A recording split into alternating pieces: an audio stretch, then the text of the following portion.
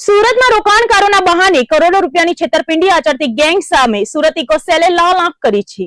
Galaxy ઇન્ફ્રાકોન નામની ભાગીદારી પેઢીમાં રોકાણ કરાવી રોકાણકારોના નાણાં ઓળિયા કરી જનાર ભાગીદારીની પોલીસે ધરપકડ કરી છે। ફ્લેટ અપાવવાના વાયદા કરી છેવટે રોકાણકારોને રાતા પાણીએ રોવડાવવાના આ ભીજાબાજ વિરુદ્ધ પોલીસે કડક કાર્યવાહી હાથ ધરી છે।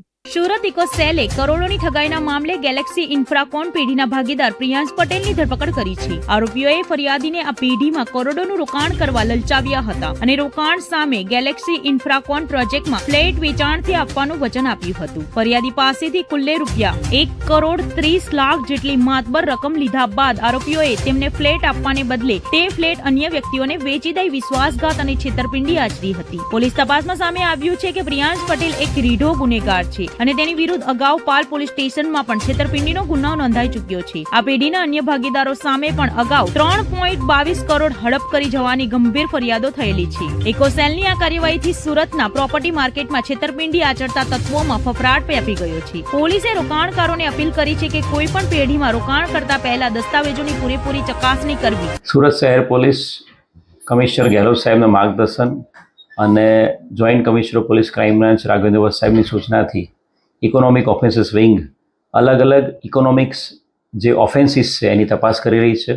સમગ્ર સુરત શહેરમાં ડાયમંડ રિલેટેડ ફ્રોડ કે ટેક્સટાઇલ રિલેટેડ ફ્રોડ કે જમીન રિલેટેડ કે કોઈ પ્રોજેક્ટ રિલેટેડ ફ્રોડની તપાસ ડાયરેક્ટલી ઇકોનોમિક ઓફેન્સીસ વિંગ કરી રહી છે। આ ઇકોનોમિક ઓફેન્સીસ વિંગમાં એક ફરિયાદી અમારી પાસે આવેલા હતા અને આ ફરિયાદીએ કુલ મળીને 1,30,00,000 જેટલું રોકાણ એક ગેલેક્સી ઇન્ફ્રાકોન ભાગીદારી પેઢીમાં કર્યું હતું।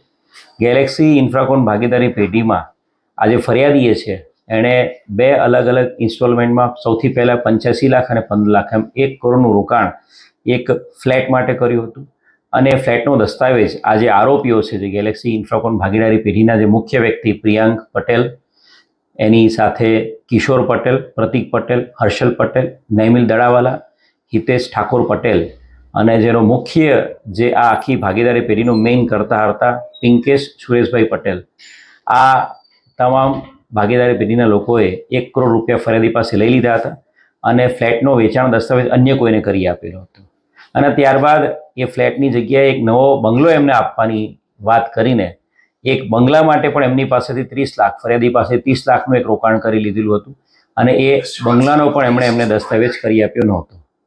કુલ મળીને 1,30,00,000 રૂપિયા જેટલા ફરિયાદીએ આ ગેલેક્સી ઇન્ફ્રાકોન ભાગીદારી પેઢી જે મુખ્ય આરોપી પિંકેશ પટેલ એના સહભાગીદારોની પાસે ગુમાવ્યા હતા અને બનાવની ગંભીરતાને ધ્યાને રાખીને સમગ્ર તપાસના અંતે ઇકોનોમિક ઓફેન્સીસ વિંગમાં એક ગુનો દાખલ કરવામાં આવ્યો છે અને ગુનાના અનુસંધાને જે મુખ્ય આરોપી છે પિંકેશ સુરેશ પટેલ એની ધરપકડ કરવામાં આવી છે।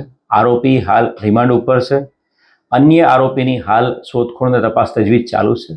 આરોપી પિંકેશ પટેલ છે એનો ગુનાહિત ઇતિહાસ પણ છે।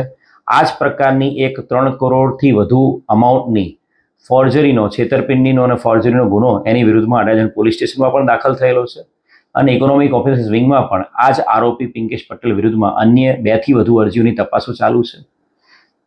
મીડિયાના માધ્યમથી હું સમગ્ર સુરત શહેરની જનતાને નમ્ર અપીલ કરીશ કે આ પ્રકારના જે આરોપી છે પિંકેશ પટેલ કે અન્ય આવા કોઈ પણ વ્યક્તિઓ જે આપને ભાગીદારી પેઢીમાં કે કોઈ પણ જગ્યાએ ઇન્વેસ્ટમેન્ટ કરવા માટે આપને લાલચ આપે છે તો બધું જ સમજી વિચારીને આપનો ડાયરેક્ટ કોન્ટેક્ટ હોય, એના રિવ્યૂ હોય